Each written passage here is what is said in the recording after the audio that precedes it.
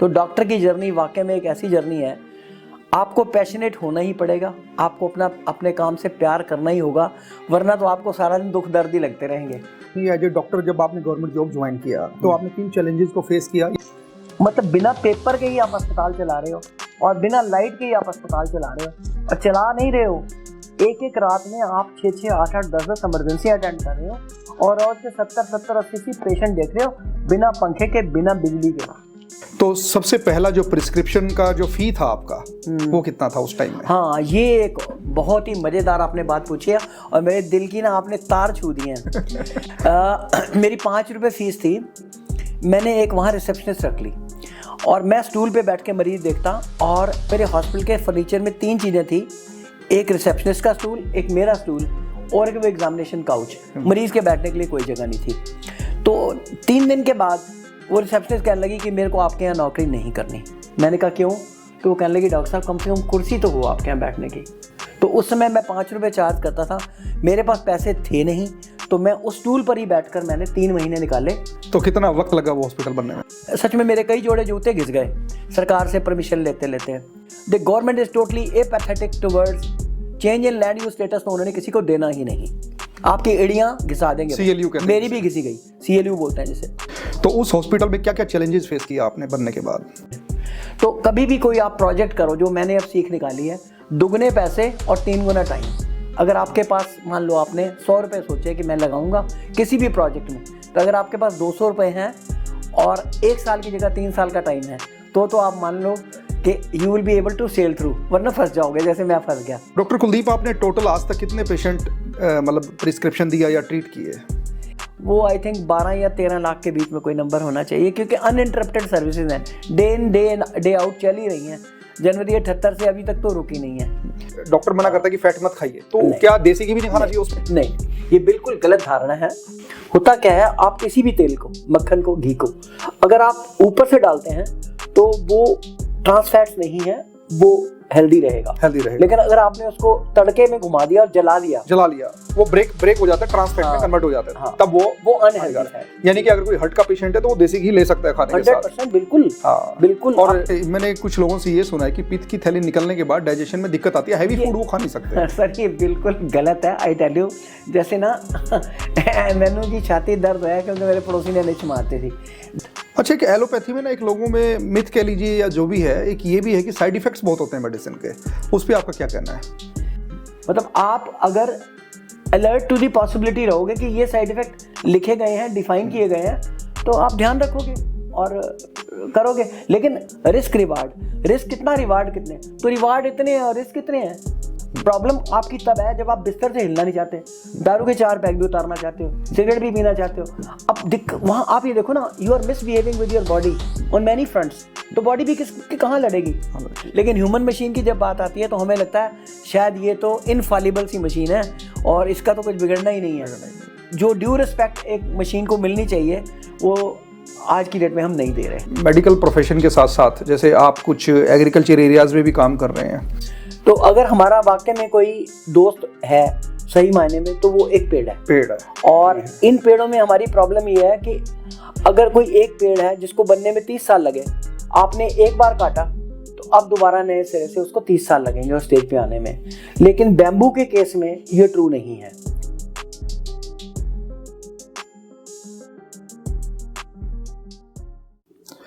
Hello friends, आज हमारे जो गेस्ट हैं वो एक मल्टी फैसेटेड पर्सनैलिटी हैं। वैसे तो वो एक MD मेडिसिन के डॉक्टर हैं। उन्होंने अपनी ज़िंदगी में 10 लाख से ज़्यादा पेशेंट्स को ट्रीट किया है।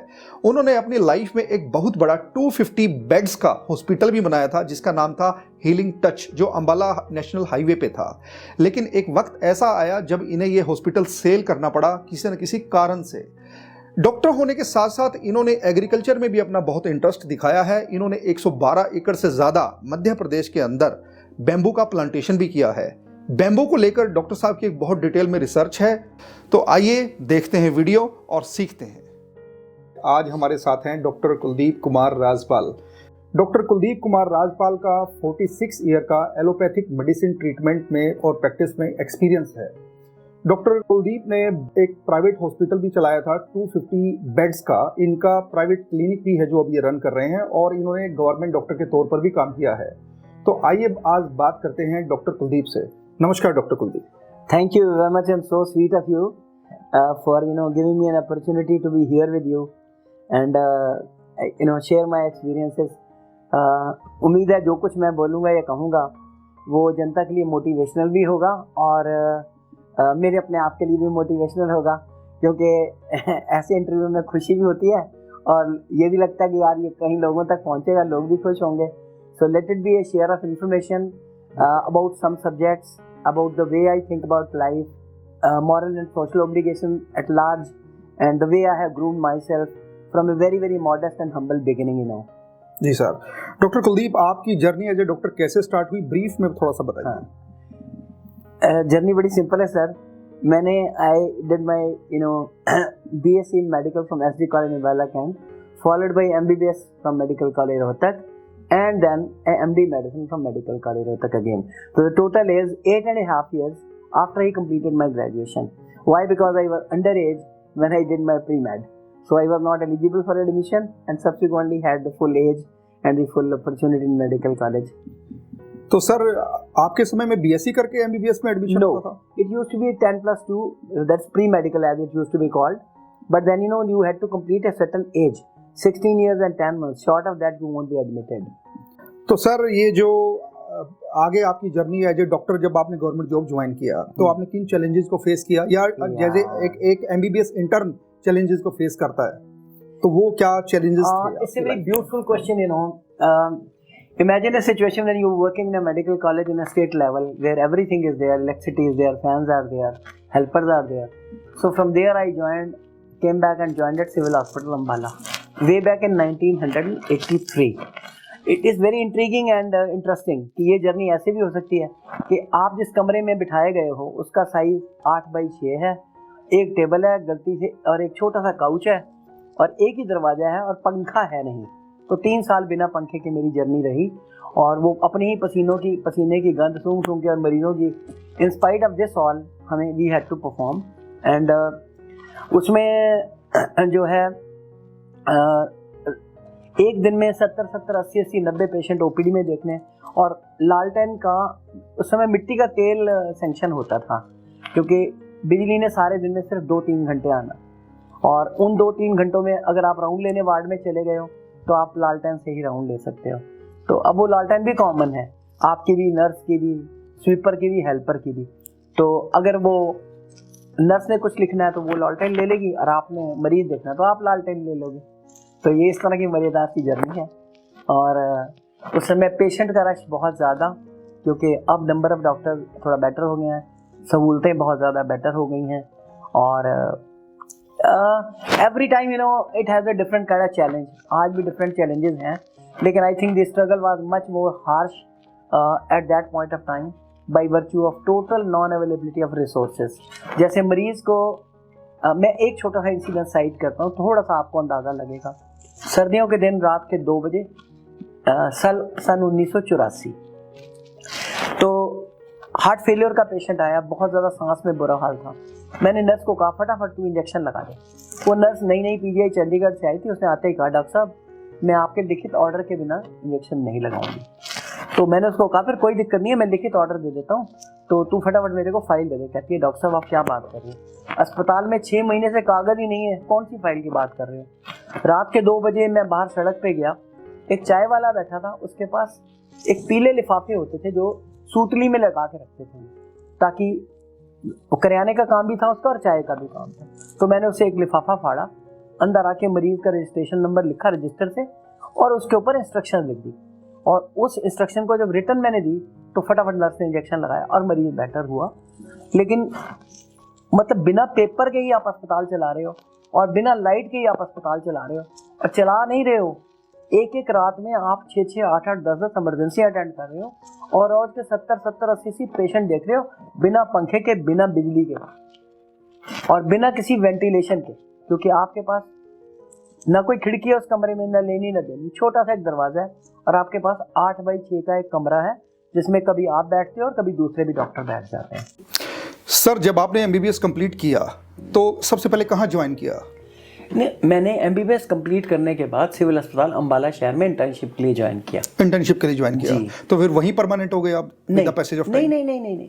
वो एक ट्रेनिंग पीरियड था जिसको कंप्लीट करके मुझे वापस मेडिकल कॉलेज रोहतक जाना था। वो सिर्फ 3 महीने की यहाँ थी, 3 महीने की कपूर मेमोरियल हॉस्पिटल दिल्ली में थी, जो आजकल बीएल कपूर कहलाता है। और इसी तरह से रोटेटरी ट्रेनिंग बोलते हैं इसको, अलग अलग जगह पे, और कुछ मेडिकल कॉलेज रोहतक में, followed by my stay and stint back at the parent hospital, because मुझे एमडी मेडिसिन की एडमिशन वहीं पे ही मिली थी। मेरे एक मित्र हैं, उन्होंने एमबीबीएस किया था। वो बताते थे कि जब एज ए इंटर्न वो काम करते थे तो 36 घंटे बिना सोए काम करना पड़ता था। इमरजेंसी में ड्यूटी होती थी तो मतलब एक problematic very hard working job उनकी होती थी। तो क्या ये सच है, ऐसा ही होता है? सर बिल्कुल सच है। मैं आपको अपनी ग्लोरिफिकेशन की बजाय एक छोटी सी बात बताता हूँ। मैं 1979 में एक बार पीजीआई चंडीगढ़ में किसी पेशेंट के साथ गया, क्योंकि मेरे मेडिकल सुपरिटेंडेंट ने जो सिविल अस्पताल में थे, उन्होंने कहा जाके आप पेशेंट को पीजीआई में जाके एडमिशन करा के आओ। 13 घंटे मैं सारी रात उस रेजिडेंट डॉक्टर को देखता रहा, जो एक स्टूल पे बैठा रहा सर्दी में। और मैं पूरा सैल्यूट करूँगा, अगर वाकई में कोई सोल्जर है बॉर्डर पे -30 के अंडर काम कर रहा है, तो मैं सच में आपको बता रहा हूँ, ये जिस तरह की फिजिकल स्ट्रेस शायद वो झेल रहा था, मेरे हिसाब से वो डॉक्टर भी झेल रहा था, क्योंकि वो एक ही स्टूल पर एक ही पोस्चर में 13 घंटे बैठा रहा। एक मरीज देखता, दूसरा देखता, तीसरा देखता, और पीजीआई में तो एंडलेस पेशेंट्स आते हैं। तो डॉक्टर की जर्नी वाकई में एक ऐसी जर्नी है, आपको पैशनेट होना ही पड़ेगा, आपको अपने काम से प्यार करना ही होगा, वरना तो आपको सारा दिन दुख दर्द ही लगते रहेंगे। तो एज ए गवर्नमेंट डॉक्टर कब ज्वाइन किया आपने? मैंने सर आई जॉइंड माई मेरी फर्स्ट पोस्टिंग थी रोहतक डिस्ट्रिक्ट में, और that is way back in 82 में। हाँ जी। तो कितने साल की सर्विस की आपने एज ए गवर्नमेंट? मैंने 7.25 साल की सर्विस की है। 90 में मैंने नौकरी छोड़ दी थी, और उसके बाद मैंने एक प्राइवेट क्लिनिक अपना शुरू किया कुलदीप हॉस्पिटल के नाम से, अंबाला में। जी। तो सबसे पहला जो प्रिस्क्रिप्शन का जो फी था आपका, वो कितना था उस टाइम में? हाँ, ये एक बहुत ही मज़ेदार आपने बात पूछी है, और मेरे दिल की ना आपने तार छू दिए हैं। मेरी 5 रुपये फीस थी, और सबसे मज़ेदार बात क्या हुई कि मेरे पास पैसे नहीं थे। मेरे जब फादर की बिकॉज वो आर्मी में थे, तो उन्होंने मुझे कहा कुलदीप मेरे पास ये साइकिल है, इसके अलावा कुछ नहीं। और जब मैं प्रैक्टिस में आया तो मेरे फादर की पहले ही डेथ हो चुकी थी, तो मेरे पास पैसे नहीं थे। तो एक बहुत मज़ेदार बात क्या हुई, मैंने एक वहाँ रिसेप्शनिस्ट रख ली, और मैं स्टूल पे बैठ के मरीज देखता, और 2 लोहे के डंडे लगे हुए जिनके अंदर निवार लपेटी गई थी, वो मेरा एग्जामिनेशन काउच था। तो मेरे हॉस्पिटल के फर्नीचर में 3 चीज़ें थी, एक रिसेप्शनिस्ट का स्टूल, एक मेरा स्टूल, और एक वो एग्जामिनेशन काउच। मरीज के बैठने के लिए कोई जगह नहीं थी। तो 3 दिन के बाद वो रिसेप्शनिस्ट कहने लगी कि मेरे को आपके यहाँ नौकरी नहीं करनी। मैंने कहा क्यों? तो वो कहने लगी डॉक्टर साहब कम से कम कुर्सी तो हो आपके यहाँ बैठने की।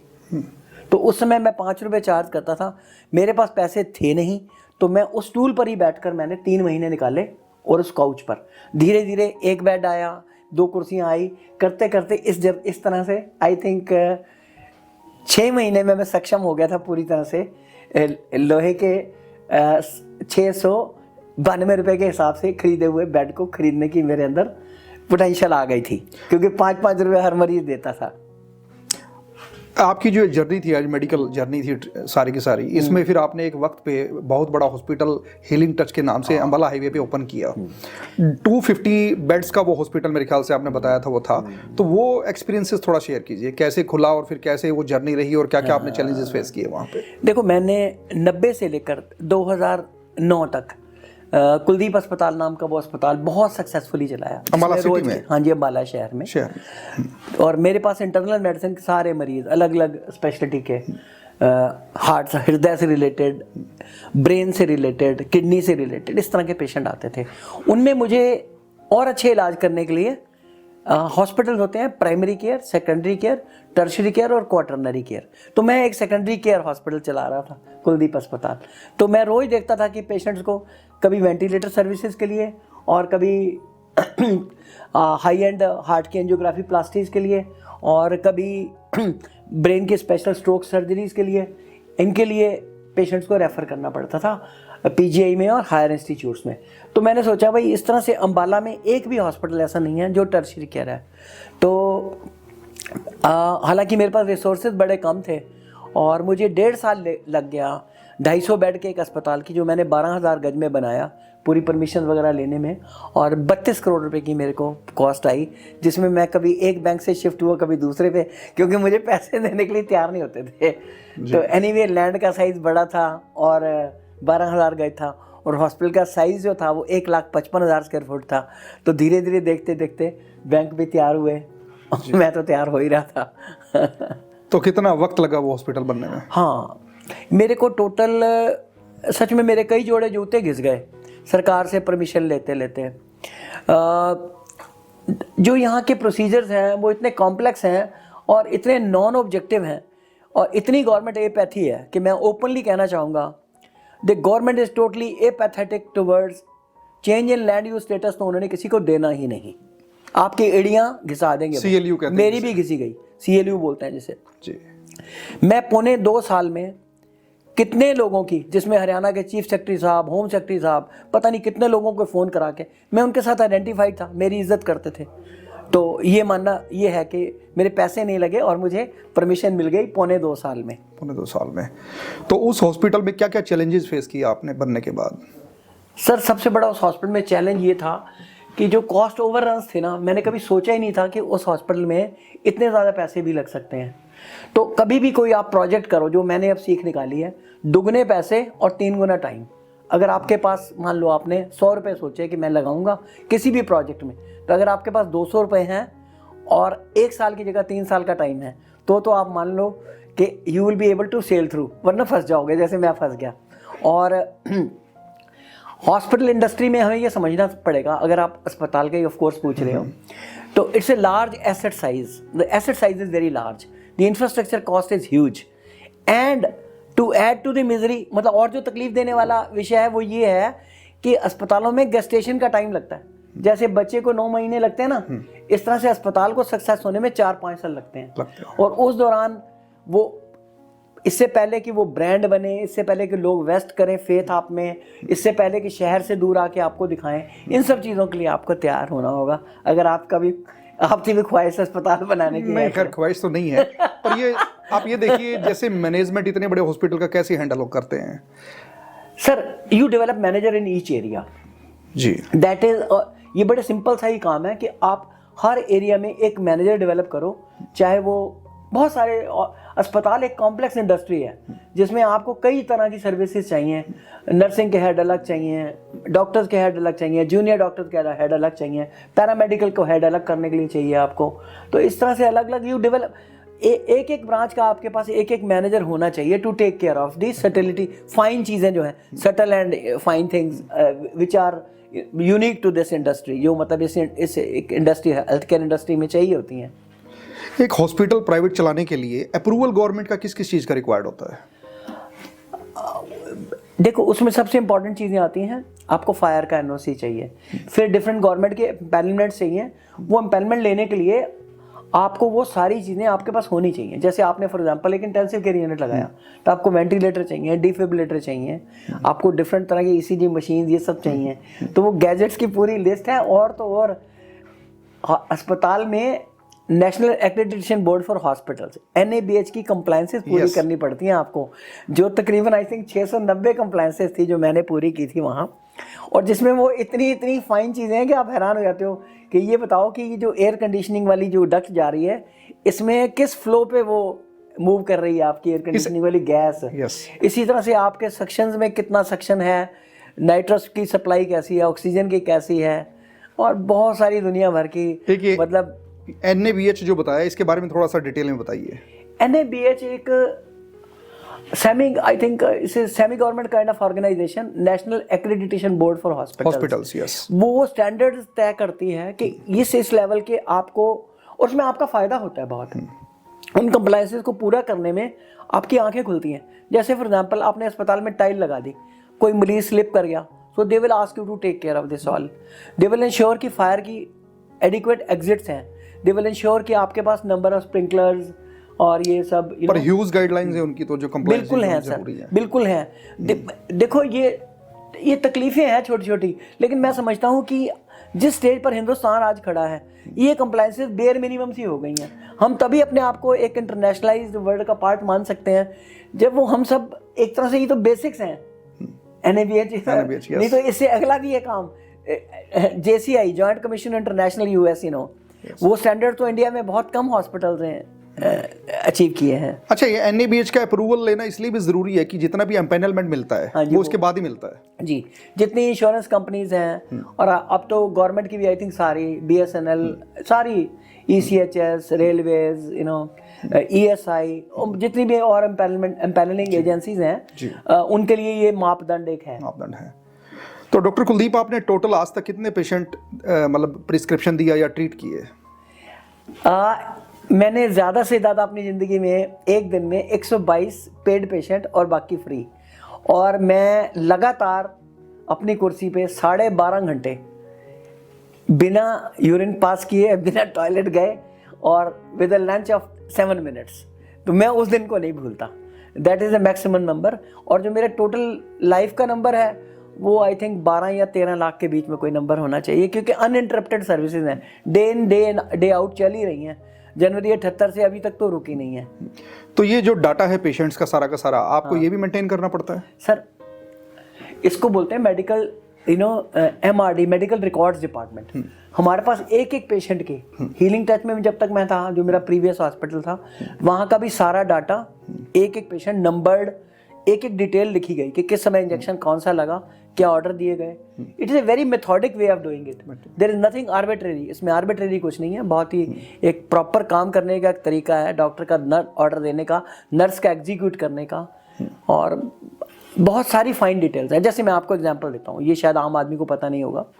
इंटेंसिव केयर यूनिट में जब मरीज लेटता है तो उसको हर 2-2 घंटे बाद साइड टर्निंग की जाती है कि तू 45 डिग्री पे रखोगे, अब इसको 90 पे रखोगे, अब इसको 120 पे, ताकि उसको बेड सोर ना डेवलप हो। तो ये जो है, ये आप ये ना सोचो कि एक्चुअली सिर्फ लिखने के लिए, ये एक्चुअली होता है और करते हैं, सारे हॉस्पिटल फॉलो करते हैं बेड इसको। तो डॉक्टर साहब, जैसे आपने गवर्नमेंट जॉब किया एज ए डॉक्टर, तो उस ड्यूरेशन में आपने रूरल एरियाज में भी काम किया? जी, मैंने रूरल एरिया में भी काम किया है। तकरीबन मैंने 9 महीने इनिशियली प्राइमरी हेल्थ सेंटर चिड़ी कथूरा में काम किया है, रोहतक में। हाँ जी जी। तो ये जो जर्नी है आपकी, इसके अंदर जैसे एक एलोपैथी मेडिसिन के मतलब ये ट्रीटमेंट होता कैसे है, एलोपैथी वर्क कैसे करती है, थोड़ा सा ये बताएंगे?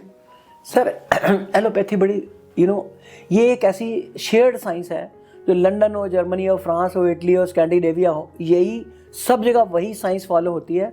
तो हमें ये एडवांटेज मिलता है कि उनके सारे रिसर्च के डॉक्यूमेंट्स, डाटा, मेडिकेशन, ये सब शेयर्ड है।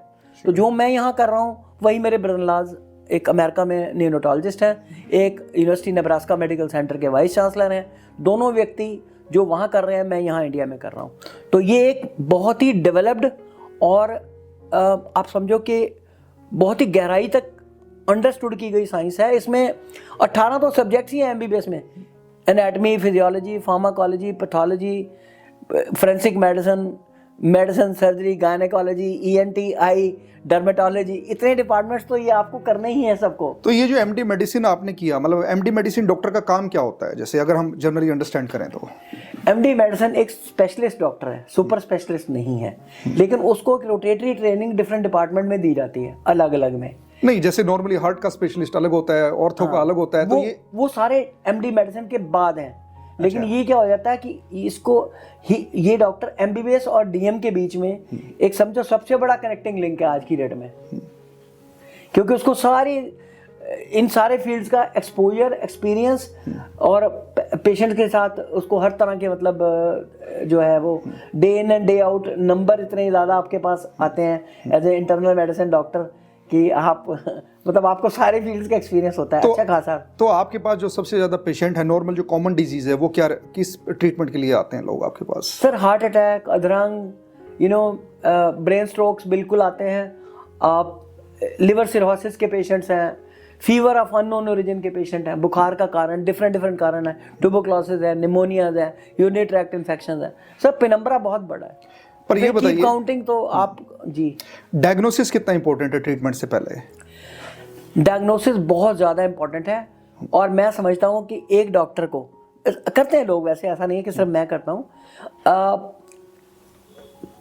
टोटल फोकस्ड, अनडेटर्ड, अनफेटर्ड 10-15 मिनट का समय उसको देना पड़ेगा मरीज को सब एंगल से अंडरस्टैंड करने के लिए। उसके बाद फिर ऑफ कोर्स पहले आपका हिस्ट्री टेकिंग है, फिर क्लिनिकल एग्जामिनेशन है, फिर इन्वेस्टिगेशन है और डिटेल्ड वर्कअप है, फिर then you come to the management part.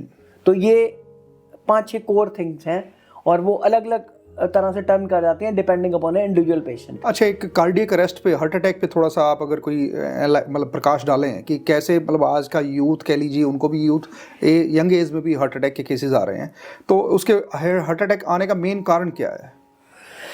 देखो, हार्ट अटैक या हृदय रोग जिसे हम कहते हैं, फर्क ये हुआ है कि सबसे बड़ा क्या हो गया कि आज से अगर हम 50 साल बाद देखते हैं तो एक किसी भी इंसान को खाना खाने के लिए मान लो आज से 100-200 साल से पहले शुरू करते हैं कि उसको सैकड़ों किलोमीटर पैदल चलना पड़ता था, तब उसको घास फूस पत्तियां कोई फ्रूट ये मिल गया, तो मजबूरी में वो उसको पैदल चलना वो इसकी एक इनहेरेंट रिक्वायरमेंट थी, लाइफस्टाइल। जो टाइम बढ़ता चला गया उसके पास फैसिलिटीज बढ़ती चली गई, तो खाने की जैसे पहले तो ये था कि कणक ही पूरी नहीं उग रही, दूध नहीं पूरा हो रहा, तो हरित क्रांति, दूध की क्रांति, कणक की क्रांति, इन सब से क्या हुआ कि हमारी तो थाली में आने लग गया ना खाना अब, तो हमें तो उठ के जाके चलने की जरूरत ही नहीं रह गई। तो sedentary habits number 1, rising stress number 2, intemperate habits, सारा दिन सिगरेटें सुलगानी, दुनिया भर के नशे करने, शराब पीनी, अफीम है, भुक्की है, तो ये सारे के सारे ये इकट्ठे हो गए हैं।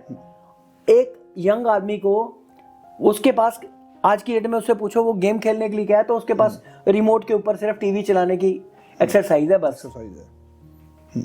पहले तो आपको मजबूरी में जाना पड़ता था, बच्चे स्कूल में पैदल जाते थे, साइकिलों पे जाते थे 10-10 किलोमीटर, और 40s में तो क्या होता था, फलाने बंदे ਨੂੰ मुकान गए ने 45 किलोमीटर लोग पैदल जा रहे हैं डेड बॉडी को लास्ट राइड्स के लिए। तो आज की डेट में मुझे आप बता दो, आज तो हम ये कहते हैं कि मेरी गाड़ी सीधी क्रीमेशन ग्राउंड पे जहाँ पे वो आग लगी हुई ना उसके बराबर में मैं पार्क करूँ ताकि 2 मिनट में फूके और मैं भी घर जाऊँ। नहीं, अब इससे भी एडवांस आ गया, आप बोलते हैं जो जूम पे ही हो जाए जूम पे ही हो जाए। तो एक्चुअली क्या हो रहा है कि हमें ये समझना होगा कि ह्यूमन बॉडी बनी ही नहीं थी इसके लिए। नहीं, एक्चुअली ना आजकल इसका रीजन ये भी है कि आप किसी का लास्ट राइड पे गए और खुद की डेथ करवा के ले आए, रास्ते में एक्सीडेंट हो गया, तो आज ट्रैफिक भी इतना बढ़ गया है, कंजेशन इतना बढ़ गया है, तो कोई ट्रैवल भी नहीं करना चाहता। सर ये मैं एक ही बात कहना चाह रहा हूँ, हाँ जी, gross and blatant misuse of human machine.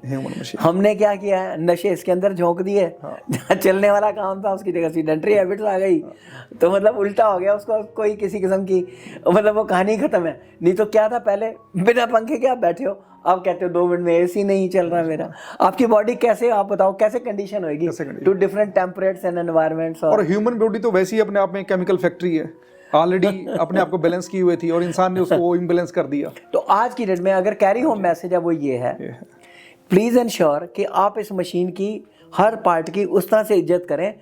अगर आपकी गाड़ी की regular servicing, air filter, suspension, जितने भी पार्ट हैं, आप कहते हो ना कि इनकी घिसाई हो रही है, I need to take care, लेकिन ह्यूमन मशीन की जब बात आती है तो हमें लगता है शायद ये तो इनफॉलिबल सी मशीन है और इसका तो कुछ बिगड़ना ही नहीं है।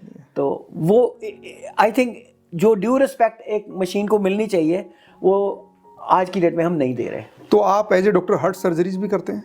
नहीं, मैं हार्ट सर्जरीज नहीं करता सर, मैं सिर्फ इंटरनल मेडिसिन का काम है जिसमें कुछ प्रोसीजर्स हैं, जैसे कभी फेफड़े में से पानी निकालना, पेट में से पानी निकालना। अच्छा, मतलब एज ए मतलब एमडी मेडिसिन जो आपने किया हुआ तो उसमें सर्जरी का इन्वॉल्वमेंट नहीं आता? नहीं, उसको इंटरनेशनल प्रोसीजर्स हैं छोटे छोटे, सेंट्रल लाइन लगानी, पेरिफेरल लाइन लगानी, इंट्रावीनस इंजेक्शन लगाने, ये काम है, रेल ट्यूब डालनी, कैथेटर डालने। जैसे मैं आपको बताऊं, मेरे फादर को ना फेफड़े में पानी बनता था, तो सबसे पहले डॉक्टर ने कहा कि छाती में इन्फेक्शन है, मैं इन्फेक्शन की दवाई लिख देता हूं। उसके बाद जब ठीक नहीं हुआ तो थोड़ा उनके जो है ब्लड आने लगा थूक के साथ।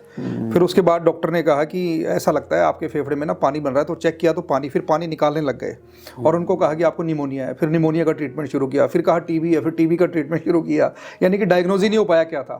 बाद में जब प्रॉपर डायग्नोज हुआ तो पता चला स्मॉल सेल कार्सिनोमा था। तो डॉक्टर साहब, ये जो कैंसर के पेशेंट्स भी आपके पास आते हैं? बिल्कुल आते हैं सर। तो कैंसर के कुछ कैंसर क्योरेबल हैं, कुछ नॉन क्योरेबल हैं, तो उसको कैंसर कितने प्रकार के होते हैं और कैसे, मतलब ट्रीटमेंट का प्रोसीजर क्या है? सर जो बात, कैंसर एक बहुत ही ब्रॉड टर्म है, ठीक है, इतनी तरह के कैंसर हैं कि अगर उनकी काउंटिंग भी शुरू करेंगे तो आई थिंक 200 तरह के तो मैं ही गिन दूंगा। क्योंकि क्या हो रहा है कि कई कैंसर ना कहने के कैंसर हैं, दे आर एज बिनाइन, मतलब उनमें लॉन्गेविटी ऑफ लाइफ काफ़ी ज़्यादा रहती है।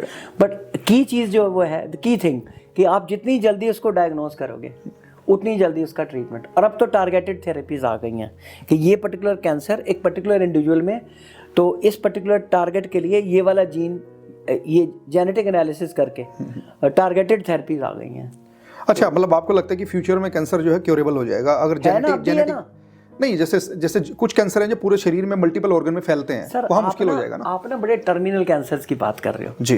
फॉर एग्जांपल, अगर आपने एक ब्रेस्ट कैंसर बहुत जल्दी डायग्नोज किया और आपने सब टोटल, मतलब टोटल ब्रेस्ट ही निकाल दिया, जैसे हम कह रहे हैं कि रेडिकल मेस्टेक्टमी कर दी, तो टोटल रिमूव हो जाते हैं। 30 से 40 साल 50 साल लोगों की लॉन्जेविटी मिल जाती है। जी बिल्कुल मिलती है। जी जी। इसी तरह सर्वाइव बहुत सारे कैंसर ऐसे हैं जी। नहीं, जैसे पैनक्रियाज का कैंसर है। देखो सर, ये अब आपने एक ऐसा आई थिंक सबसे बेगैरत किस्म के कैंसर का नाम ले दिया है। हाँ, क्योंकि अनकॉमन है। Yes. और जब होता है तो वाकई में थिंग्स आर नॉट गुड, ये चीज़ है। तो डॉक्टर साहब, लेकिन मैं यही बता दूं जी, क्या हो रहा है कि पेनक्रियाटिक कैंसर्स जिन क्लस्टर्स में कॉमन है वहाँ पर भी, जैसे एक एंजाइम है MUC4, तो आप अगर उस एंजाइम को पहले ही डिटेक्ट कर लेते हो ब्लड में, तो यू नो इट कि इस पर्सन को आज से 10 साल बाद ये कैंसर होने वाला है। तो पेनक्रियाटिक कैंसर के ऊपर बहुत रिसर्च हुई है यूएस में, और आप अहेड ऑफ टाइम उसको डायग्नोज कर सकते हो। For example Steve jobs, he died because of pancreatic cancer, and you know उसने भी बहुत सारे पैसे यूएस की फाउंडेशंस में दिए इसी रिसर्च के लिए, ताकि पेनक्रियाटिक कैंसर का जल्दी पता करें। और so many people are working. My own brother in law doctor Surendra Kumar Batra, who is associate vice dean of University Nebraska Medical Center in Omaha, Nebraska. He is working on the same project. अच्छा, कि allopathy में ना एक लोगों में myth कह लीजिए या जो भी है, एक ये भी है कि साइड इफेक्ट्स बहुत होते हैं मेडिसिन के, उस पर आपका क्या कहना है? सर ऐसा है, आप एक बात तो मान के चलें कि जब भी आप कोई ड्रग दे रहे हो तो एक फॉरेन सब्सटेंस आपने बॉडी में डाल दिया, ओरली डाला, इंजेक्टेबल डाला, लेकिन आप रिस्क रिवार्ड वाली बात देखो, कितनी लाइफ सेव हुई, कितनों को तकलीफ हुई। It is a minuscule. और मेडिकल साइंस में आपको और बताया सिखाया क्या जाता है कि भाई ये कुछ साइड इफेक्ट्स हैं जिनका ध्यान रखियो। तो if you are watchful, careful and academically strong, तो आप गलती करोगे नहीं। बाकी ये जो साइड इफेक्ट्स हैं वो ऐसे नहीं है कि डेटरेंट साइड इफेक्ट है कोई। जैसे आपने खाया, आपने दवाई ली, आप कहते हो यार मेरे को ना थोड़ी जलन हो रही है, पॉसिबल है। आप कहते हो यार मैंने दवाई ली ना तो मेरे को थोड़ी धड़कन बढ़ रही है, पॉसिबल है। लेकिन ये सब चीज़ें वेल डिफाइंड हैं और बाकायदा इनके इलाज अवेलेबल है। मतलब आप अगर अलर्ट टू दी पॉसिबिलिटी रहोगे कि ये साइड इफेक्ट लिखे गए हैं, डिफाइन किए गए हैं, तो आप ध्यान रखोगे और करोगे। लेकिन रिस्क रिवार्ड, रिस्क कितना, रिवार्ड कितने, तो रिवार्ड इतने हैं और रिस्क कितने हैं। तो अगर हम किडनी स्टोन की बात करें या पित्त की थैली में पथरियां हो जाती हैं, उसका वे आउट क्या होता है एलोपैथी के अंदर ट्रीटमेंट का, अगर हम बात करें अदर देन सर्जरी, क्योंकि सर्जरी तो चलो ही उसमें है ही। सर पित्ते की थैली में, जिस पित्ते की थैली में पथरी बनने लग गई, इसका मतलब पित्त की थैली का काम क्या होता है, जिगर में से जो पित्त बना वो अंतड़ी में आना था, उसको एक स्टोर हाउस, गॉल ब्लैडर जिसको कहते हैं, वो पित्ते की थैली में चला गया, वहाँ स्टोर हुआ। जैसे ही आपने खाना खाया, थैली कॉन्ट्रैक्ट हुई और वो सारे सिक्रीशंस अंतड़ी में आ गए, राइट। सो खाने की डाइजेशन प्रोसेस शुरू हुई, ठीक है ना। तो अब हुआ क्या कि जिस पित्ते की थैली में स्टोन बनने लग जाए, इसका मतलब इसकी डिफेक्टिव फंक्शनिंग शुरू हो गई है पित्त की थैली की। जी, इसका मतलब उसमें से आप स्टोन निकाल भी दोगे तो क्या हो गया, थैली तो माल फंक्शनिंग शुरू हो चुकी। लेकिन उसकी क्लियर इंडिकेशंस हैं कि किस स्टेज पर सर्जरी होनी है, किस पे नहीं होनी। जैसे मान लो किसी की पित्ते की थैली में 1 सेंटीमीटर से ज़्यादा का स्टोन है, तो ना वो स्टोन नीचे आ सकता, क्योंकि नीचे जो अगली नली है उसका साइज सिर्फ 4 मिलीमीटर है।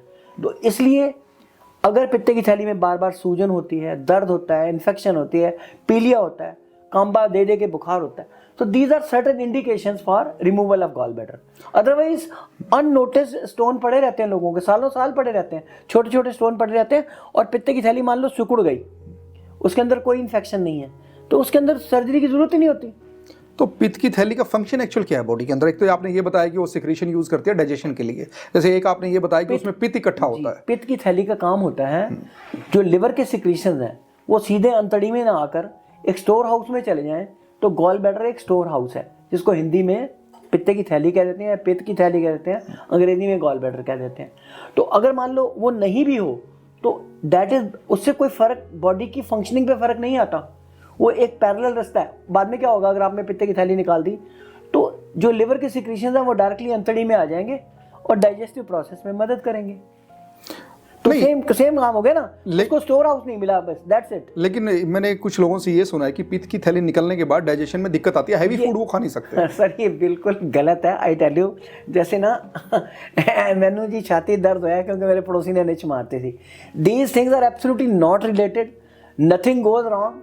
हंड्रेड्स ऑफ पेशेंट्स जो हम सब ने देखे हैं घोड़े की तरह घूम रहे हैं। हाँ, अगर उनके दिमाग में अगर ये बात घुस गई है ना, मेरी तो पित्ते की थैली निकल गई है, वो शुरू ही यहाँ से करते हैं, क्योंकि मेरी पित्ते की थैली निकल गई है, इस वास्ते हो रहा है। मतलब they have started justifying a particular complaint because of lack of gall bladder, although the two are not related. मतलब पित्त की थैली निकलने के बाद पहले की तरह कि जैसा मर्जी खाना खा सकता है इंसान, 100%, उससे ज़्यादा मस्ती है। और किडनी स्टोन के बारे में आपका क्या कहना है? सर किडनी के स्टोन ना डिपेंड करता है। किडनी के स्टोन जो हैं वो नॉर्मली अगर छोटे होते हैं ना साइज़ में, तो नीचे जो पेशाब के रास्ते में नलियाँ आ रही होती हैं ना, उनका साइज़ होता है 6 मिलीमीटर। तो कोई जो 6 मिलीमीटर से छोटा स्टोन है, तो वो अगर आप ऊपर गुर्दे में पड़े भी हैं और गुर्दे को किसी किस्म की कोई इन्फेक्शन नहीं कर रहे, तो वो निकलते रहते हैं। तो उसके लिए बड़ा सिंपल है कि आपने पेशेंट को प्रमोट करना है कि पानी ज़्यादा पी और फ्रूट जूसेस वगैरह ले, और किसी एक आधे गिलास में मीठा सोडा डाल ले आधा चम्मच, समझ गया, लिक्विड, ताकि यूरिन जो है वो सिट्रेटाइज हो जाए और अल्कलाइज हो जाए। क्योंकि ये सॉलिड स्टोन्स सिट्रेटाइजेशन ऑफ यूरिन से और अल्कलाइजेशन से, मीठा सोडा लोगे तो अल्कली बन जाएगा उसका, और फ्रूट जूस लोगे तो सिट्रेटाइजेशन हो जाएगी यूरिन की, उससे वो गल के निकल जाएंगे। तो लोगों के निकलते रहते हैं। लेकिन अगर स्टोन मोटा है, 1 सेंटीमीटर का है, 1.5 का है, ऊपर फंसा हुआ है, गुर्दे में पस पैदा कर रहा है, फिर वहाँ there are reasons, intervention, surgery, फिर डिपेंड करता है वो कौन सा स्टोन यूरेटर में पड़ा है, पेशाब की नली में है, पेशाब की थैली में है, गुर्दे में है, वो फिर पूरा एक है। अच्छा, एक आपने एक बार डिस्कस किया था मेरे से कि जब एज ए डॉक्टर आपने प्रैक्टिस स्टार्ट की तो उन दिनों में लालटेन में भी ऑपरेट करना पड़ता था, या लाइट भी बिल्कुल कंप्लीट नहीं होती थी, वो समय कैसा था? सर ऐसा है कि बहुत मेरे से भी पहले समय की, मतलब से मैं बात कर रहा हूँ अर्ली 60s की या अर्ली 60s की, यकीनन लाइट नहीं थी और जितनी सर्जरीज थी वो लालटेन में ही की जाती थी। तो उसमें परफेक्शन के साथ वो होती थी, प्रिसीजन के साथ, या कैसे उस समय? देखो सर, बात पता क्या है, जैसे अंधेरे में आप आंख फाड़ने की आदत हो जाती है ना आपको, तो अगर आपको एक काम करना है तो करना है फिर जी। अच्छा सर, एक चीज़ आप एक बात बताओ जी, क्या आपको मैं कहूँ कि भूसे की बोरी में से सुई ढूंढ दोगे? ढूंढ आप वो भी दोगे, थोड़ी मेहनत लगेगी थोड़ी मेहनत लगती थी, बाकी कुछ नहीं। ये सर्जरी मैंने नहीं की है, पर मैंने होती देखी है। तो सर ये जो डायबिटिक है आज के समय में, जैसे एंटायर लाइफ इंसान मेडिसिन खाता है, या ब्लड प्रेशर है, वो भी एलोपैथिक मेडिसिन जो है एंटायर लाइफ चलती है, जब तक लाइफ रहती है, तो इसका कोई परमानेंट ट्रीटमेंट नहीं है? देखो सर, हमें ये समझना पड़ेगा, ये मेटाबॉलिज्म की प्रॉब्लम्स हैं। पहली बात, ये this is wrong to suggest, 20 से 30% पेशेंट्स ऐसे हैं शुगर के भी और ब्लड प्रेशर के भी, जो अगर लाइफस्टाइल मैनेजमेंट को ठीक रखें, स्मोकिंग से परे रहें, एक्सेसिव शुगर इंटेक से परे रहें, रेगुलर एक्सरसाइज करें, तो आप मान के चलो कि 20% लोगों को दवाई की ज़रूरत ही नहीं पड़ती। शुरू होती है, फिर बंद हो जाती है, फिर दोबारा शुरू होती है। तो ऐसा नहीं है कि ये ज़िंदगी भर प्रॉब्लम आपकी तब है जब आप बिस्तर से हिलना नहीं चाहते, दारू के 4 पैक भी उतारना चाहते हो, सिगरेट भी पीना चाहते हो। अब वहाँ आप ये देखो ना, you are misbehaving with your body on many fronts, तो बॉडी भी कहाँ लड़ेगी? ठीक है सर। पेनक्रियाज आपने छोड़ा नहीं दारू पी के। अब अगर हम ये एक्सपेक्ट करें कि भाई ये जो है शुगर की दवाई खानी पड़ेगी, तो भैया उसकी पेनक्रियाज की सेल्स तो तूने खत्म कर दी है ना।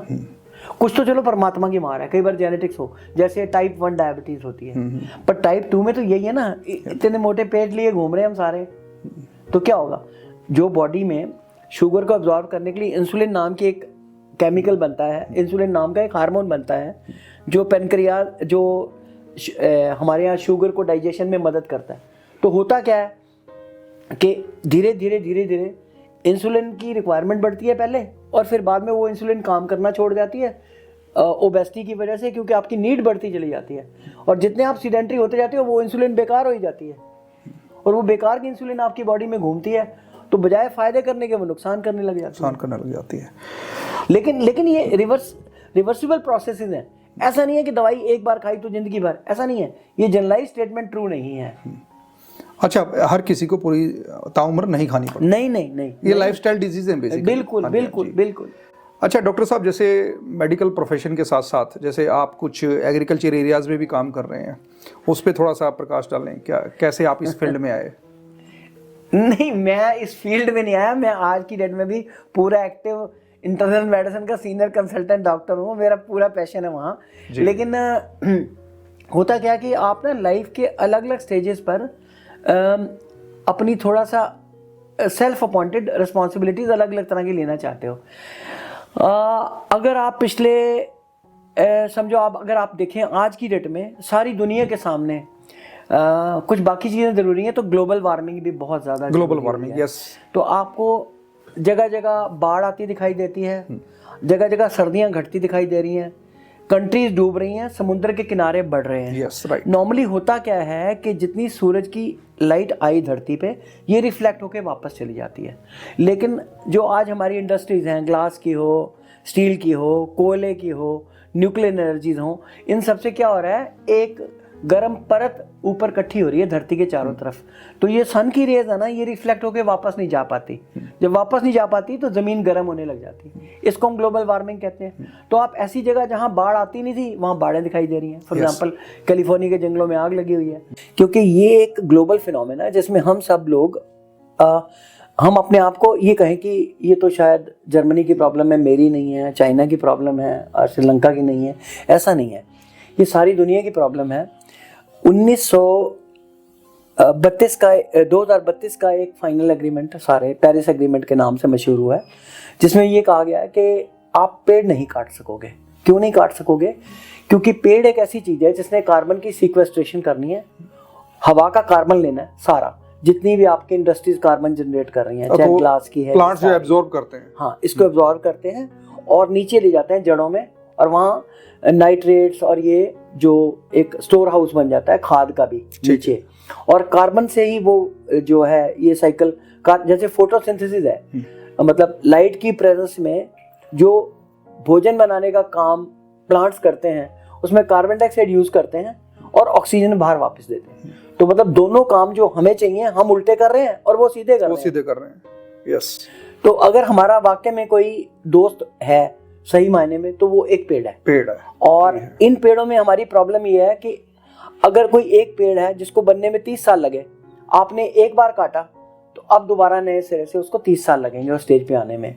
लेकिन बैम्बू के केस में ये ट्रू नहीं है, क्योंकि बैम्बू में हर 5 साल बाद आप 10% पेड़ काट सकते हो, उसके जो शूट्स निकलती हैं, मल्टीपल शूट्स निकलती हैं, और 10% शूट्स आप हर साल काटते रहो, 50 साल तक आप काट सकते हो उसको। और बैम्बू को गवर्नमेंट ने 2017 में ट्री की कैटेगरी से, फॉरेस्ट कैटेगरी से निकाल के घास की कैटेगरी में डाल, ग्रास की कैटेगरी। कैसे, मतलब थोड़ा सा इसको बताएंगे? क्योंकि घास है बैम्बू। हाँ जी, ये घास की वैरायटी है। अगर आप देखते हो ना, फॉर एग्जांपल मैं बॉटनी की डिटेल्स में ले जाना चाहता आपको, जैसे आप ट्रीज की डिफाइन कर, जैसे ये ना बहुत बड़ा जेनरिक डिवीजन है, टेरिडोफाइटा, ब्रायोफाइटा। मैं उधर आपको जाना नहीं चाहता, मोटा मोटी ये बताना चाहता हूँ। ये घास की कैटेगरी है। कुछ घास तो आपको जमीन पे फैला हुआ दिखाई देता है, कुछ घास खड़े हुए हैं ना, रज का घास, सुपर नेपियर घास, बहुत सारे घास हैं जो ऐसे खड़े होते हैं हवा में। और बांस जो है वो घास की कैटेगरी में। आप काटते हो, घास का एक कैरेक्टर है, जितना आप काटोगे और बढ़ेगा। बांस का भी वही कैरेक्टर है कि आप इसको काटोगे तो ये और बढ़ेगा। तो मैं जो सोशल मॉरल ऑब्लिगेशन रीपेमेंट की बात कर रहा था, अगर आपको ग्लोबल वार्मिंग से लड़ाई लड़नी है तो आपको बांस जैसी कोई चीज नहीं मिल सकती। क्यों? कितनी कंट्रीज की इकोनॉमीज बांस ने बदल दी, श्रीलंका की, वियतनाम की, थाईलैंड की, चाइना की, कंबोडिया की, लाओस की, बहुत सारी कंट्रीज हैं। तो अगर कंट्रीज की पूरी इकोनॉमी ही इसके ऊपर वो हो सकती है। और हिंदुस्तान की आयरनी पता क्या है? 20,000 करोड़ के बैम्बू हम हर साल इंपोर्ट कर रहे हैं आज की डेट में भी। अच्छा जी, तो आप ये सोचो कि एक तो आपने इंपोर्ट कॉस्ट कम कर दी जी, अपनी देश के लिए ऑक्सीजन प्रोडक्शन की मशीनें लगा दी, और कार्बन डाइऑक्साइड अब्जॉर्ब करने की मशीनें लगा दी। फ्लड आने नहीं है, जमीन ठंडी रहेगी। बांस की एक और कैरेक्टर है, ये अपने लिए पानी की एक रिजर्वायर बना लेता है। तो वो अगर पानी जिस खेत में 100 फुट पे है, अगर वहां बांस लगते हैं तो पानी आपको 40 फुट में मिलेगा। क्या ये अपने Interesting, sir. ये अपने आप में एक कंप्लीट एक इंडिपेंडेंट इकोसिस्टम है। हाँ। और वैसे भी बांस जैसे ही बड़ा होता है ये अपने नीचे एक माइक्रो क्लाइमेट जनरेट कर देता है, जमीन को गर्म नहीं होने देता, तो वहां अर्थवर्म पैदा होने, तितलियां वापस आनी। आज अगर आप देखते हो फसल कटने के बाद क्या है, वहां नंगी जमीन है। नंगी जमीन, yes. और नंगी जमीन के साथ आप देखते हो कि जो हमने ये डीएपी और यूरिया और ये सब डाल के हमने उसको एक पत्थर की वो बना दिया, स्लेट एसिडिक जो जमीन को। तो अगर बांस लगाते हैं तो उसके नीचे एक माइक्रो क्लाइमेट जनरेट होता है जिसमें दुनिया भर के जरासीम और जीवाणु उत्पन्न होते हैं जो हमारी मिट्टी को धरती में कन्वर्ट करते हैं। और बांस से टिम्बर भी बनता है। बांस एक ऐसी यूनिक सी चीज है सर, इसकी टेंसाइल स्ट्रेंथ है स्टील के बराबर। आप टेंसाइल स्ट्रेंथ अगर नापने की कोशिश करेंगे तो आप हैरान हो जाएंगे, बांस की टेंसाइल स्ट्रेंथ स्टील से ज्यादा है। क्या बात है। और दूसरी बात, आपका जो अगला सवाल था कि क्या उससे टिम्बर बन सकता है, सबसे अगर वंडरफुल अकम्पलिशमेंट कोई हुई है बांस के केस में, आपने बांस लिया, इसके अंदर फिनोलिक बॉन्ड्स हैं, इसके अंदर ग्लूकोज है, आपने उसको हाइड्रोक्लोरिक एसिड से जो मतलब एसिड से ट्रीट किया, उसके बाद बर्मा प्रेस जैसी कंप्रेशन स्ट्रेंथ देके आपने उसको टिम्बर में कन्वर्ट कर लिया। तो जितनी ब्यूटीफुल ये चेयर्स हैं आपकी, ये बांस के टिम्बर से इतनी सुंदर बनाई जा सकती हैं। मतलब बांस को थोड़ा हीट देके फिर उसे प्रेस करके, हाँ जी, उसको टिम्बर में भी कन्वर्ट कर सकते हैं। ये टिम्बर जैसे आपके यहाँ ये चेयर्स पड़ी। जी जी जी। तो जैसे एक चीज और बताई ये भी हम समझे कि ये अनलिमिटेड टिम्बर रहेगी। जी। एक और बात जो थी, बांस एक बड़ा हार्डी प्लांट है, ये इतनी जल्दी मरता नहीं है। जब हिरोशिमा और नागासाकी में पहला एटम बम गिरा, सब कुछ तबाह हो गया, और वो देख के हैरान हो गए कि जो चीज जिंदा रही और बाद में रीग्रो करने लगी तो वो बांस था। ये कैसे सर, साइंटिफिकली थोड़ा समझाएंगे इसको? क्योंकि उसके राइजोम जमीन में ही थे, वो मरे नहीं। जैसे एक पीपल के बारे में, करेक्टर था। हाँ जी, हाँ। पीपल के बारे में, बरगद के बारे में हमने आम सुना है कि ये सिर्फ और सिर्फ ऑक्सीजन छोड़ते हैं और कहीं ना कहीं लॉन्ग लास्टिंग इन्वायरमेंट को सस्टेन करते हैं। तो बांस को इनसे कैसे कंपेयर करेंगे आप? सर बांस जो है उनके अंदर इनहेरेंट पावर ही नहीं है रीजनरेशन की। अच्छा, एक बार कट गया तो खत्म है ना वो, यानी कि दोबारा ग्रो करने में फिर ही विल टेक 70 साल फिर लेगा। 50 किसी को 20 साल, किसी को 30 साल। अब मान लो आप उसकी बात करो, फॉर एग्जांपल आप शीशम की बात करो या चंदन की बात करो, तो ये कोई प्लांट्स 40 साल से पहले, सफेद चंदन या वो जो दूसरी चंदन है, कन्वेंशनल चंदन जो है, तो ये इनको 40-50 साल लगते हैं। लेकिन बांस जो है विद इन 5 ईयर, 5 साल के बाद आप उसको 10% कटिंग करते चले जाओ, अगले 50 साल, और नई कोंपले फूटती रहेंगी, नई ब्रांचेज आती रहेंगी, सारी की सारी आती रहेंगी। तो सर आपने कितने एकड़ में बांस लगाया है और कहाँ पे लगाया है? क्या मैंने 2 जगह ये बांस लगाया है। 32 एकड़ में लगाया है मैंने महाराष्ट्र में, और 112 एकड़ में लगाया है मैंने मध्य प्रदेश में। तो सर वहाँ पे जो जमीन है फर्टाइल थी जब ये लगाया? इसको सेमी फर्टाइल तो जरूर कहा जा सकता है, क्योंकि बांस को बहुत ज्यादा फर्टाइल लैंड की जरूरत नहीं होती है। तो रेन हार्वेस्टिंग का भी आपने वहाँ पे कुछ किया है मैकेनिज्म? सर मेरे यहाँ तो क्या हो रहा है, मैंने तो 500 गोट्स के लिए गोट फार्मिंग यूनिट बनाया है, नंबर 1। नंबर 2, मैंने वर्मी कंपोस्ट के यूनिट्स लगाए हैं, बिकॉज अगर सॉइल की फर्टिलिटी को और नेचुरलिटी को कोई चीज़ रोक सकती है तो ये ऑर्गेनिक मैन्योर्स ही है। तो मैंने वहाँ पर वर्मी कंपोस्ट, जो अर्थवर्म से खाद बनाने की प्रक्रिया है, ताज़ा गोबर डाल के, वो भी यूनिट लगाया है। 500 गोट्स के लिए भी यूनिट लगाया है, और मेरे खेत में कम से कम 250 कबूतर हैं और 500 रैबिट्स हैं, क्योंकि ये भी जो है आपके लिए बिना पैसे दिए नौकर हैं, सारा दिन जमीन की खुदाई करते रहते हैं और नुकसान आपका कुछ कर नहीं सकते।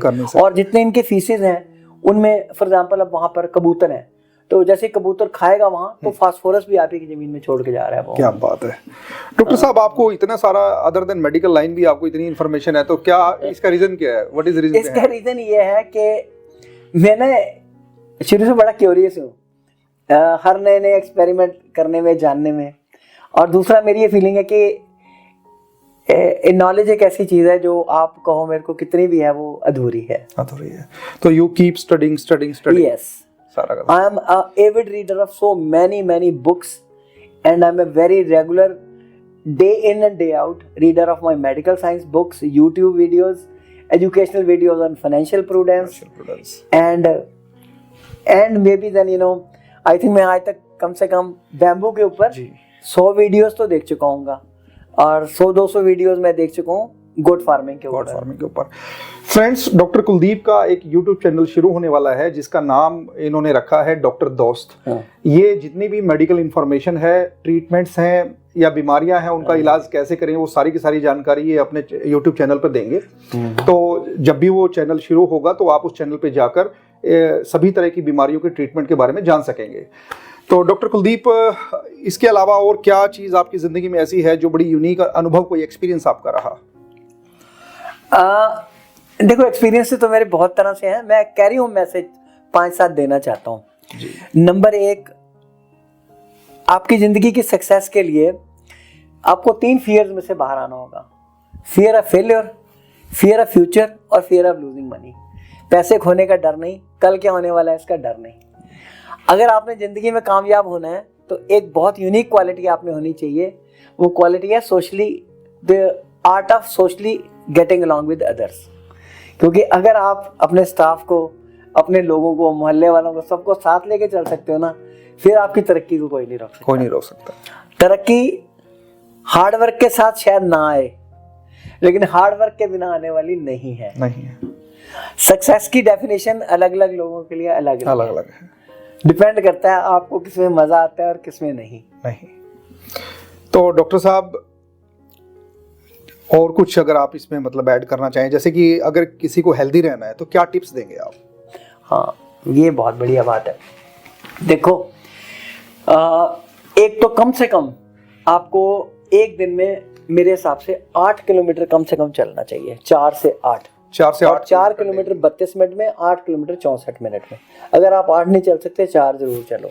अगर आप चल नहीं सकते तो आप ये देखो कि आप क्या अपर लिम्ब की एक्सरसाइजेस कर सकते हो। 5 एक्सरसाइजेस बहुत ही अच्छी हैं: साइकिलिंग, स्विमिंग, जॉगिंग, रनिंग और फास्ट वॉकिंग। ठीक है जी। अच्छा, दूसरा ये कि आपको कोशिश ये करनी चाहिए कि जितने आज की डेट में फास्ट फूड हैं, ये आप मान के चलो ये आपको तबाह कर देंगे। For the very simple reason, roughage content खत्म होता जाएगा, इनकी न्यूट्रिशनल वैल्यू खत्म होती जाएगी। आपने जैसे ही तेल लिया, उसको गर्म किया, जलाया, तो वो उसके ट्रांस फैट बनने लग गए। आप मुझे कोई एक, चाहे वो ए फास्ट फूड है चाहे बी फास्ट फूड है, जरा एक बार उसके अंदर नजर मार के देखना, इसमें खाने वाला कुछ बचा भी है क्या? ठीक कह रहे हैं आप। और ये मॉर्बिड ओबेसिटी का कारण बनने वाला है, आने वाले टाइम में यंग हार्ट अटैक्स का कारण बनने वाला है। तो भैया, be please as close to nature as possible. जहाँ तक हो सके आपके खाने में सब्जियां, सलाद, टमाटर, गाजर, मूली, पत्ता गोभी, फूल गोभी, ककड़ी, खीरा, ये सारी, अगर ये तुम्हारी अंतड़ी में नहीं जाएंगी, अंतड़ी नहीं चलेगी, बावल नहीं चलेंगी ना, तुम चलोगे। देखो, तुम्हें चलना होगा और बावल्स को चलना होगा। बावल चलेंगी जब आप रफेज कंटेंट कम से कम 20% आपके इसमें होना चाहिए। और आपको बैलेंस डाइट खानी है। ये राजमा है, चने हैं, दाल है, सोयाबीन है, पनीर है, ये सब खानी है। दही लस्सी ज़्यादा इस्तेमाल करनी है। और ये समझना है कि ये जैसे फॉर एग्जांपल लस्सी या दही है, दुनिया में इससे बेटर कोई डाइट नहीं बनी आज तक। उसका कारण है, इसके अंदर जो कीटाणु हैं वो आपकी अंतड़ियों के अंदर इम्यूनिटी का काम करते हैं, आपकी ज़िंदगी की लंबाई को बढ़ाते हैं, आपको बीमारी के साथ लड़ने की ताकत देते हैं। तो दुनिया में अगर कोई ये पूछे मेरे से, यार कुलदीप, तेरे को दुनिया में सबसे अच्छी डाइट कौन सी लगती है, तो उसका नाम है छाछ। बिना नमक, बिना चीनी, बिना मक्खन की लस्सी को हम छाछ कहते हैं, जिसके अंदर सारे कीटाणु होते हैं। क्योंकि आप नमक डालोगे वो कीटाणु मरने लग जाएंगे, वो लैक्टोबैसिलस मरने लग जाएंगे, वो आपके दोस्त हैं। क्या बात है सर। तो सर, ये जो डाइट्स आपने बताई सारी की सारी, वैसे तो पुराने समय में ये सब चीजें खाते थे, तभी करके people were very healthy, very healthy. और स्ट्रेस का उनमें एलिमेंट नहीं था। अभी क्या हो रहा है, हम ना पता नहीं किस दौड़ में लगे हुए हैं, भूल गए घर वाली को, बच्चों को, अपने आप को। मैं ज्यादा भूला हूँ, मुझे तो पता है ना। तो डॉक्टर साहब, एक चीज बताइए, जैसे देसी, जैसे डॉक्टर मना करता है कि फैट मत खाइए, तो क्या देसी घी भी नहीं खाना चाहिए उसमें? नहीं, ये बिल्कुल गलत धारणा है। आपको एक बैलेंस डाइट के लिए proteins, sugars, carbohydrates, minerals, vitamin, पानी और फैट्स। तो ये नहीं है कि चाहिए नहीं, ये ऐसे कैसे नहीं है। आपकी बॉडी के अंदर लिवर क्या कर रहा है, एक दिन में 2000 मिलीग्राम बनाता है ना वो कोलेस्ट्रॉल। तो आप ये कहोगे कि मैं ऊपर से, फ्लिप साइड बताता हूँ, होता क्या है, आप किसी भी तेल को, मक्खन को, घी को अगर आप ऊपर से डालते हैं तो वो ट्रांस फैट्स नहीं है, वो हेल्दी रहेगा। लेकिन अगर आपने उसको तड़के में घुमा दिया और जला लिया, वो ब्रेक हो जाता है, ट्रांस फैट में कन्वर्ट हो जाता है। हाँ, तब वो अनहेल्दी है। यानी कि अगर कोई हार्ट का पेशेंट है तो वो देसी घी ले सकता है खाने के साथ। 100% बिल्कुल। हाँ, बिल्कुल। और ऊपर से डाल के देना। ग्लाइसराइड्स अगर ब्लड में बढ़े हुए हैं तो भी हम देसी घी को यूज कर सकते हैं, वो हानिकारक नहीं है। सर देखो, हमें ना एक वर्ड है बैलेंस्ड। बैलेंस का मतलब है, एक जमाने में क्या करते थे लोग, कटोरी में कटोरी डालते थे, पर भाई साहब वो 40 किलोमीटर लोग पैदल भी चलते थे। ठीक है, तो डॉक्टर साहब बहुत अच्छी जानकारी आपसे मिली और उम्मीद करता हूँ कि हमारे दर्शकों को भी बहुत बेनिफिट करेगा आपका जो कंटेंट है और बहुत उन्हें कुछ सीखने को मिलेगा। थैंक यू वेरी मच हमें ज्वाइन करने के लिए। बहुत बढ़िया लगा। I am also very happy and joyous, thank you very much.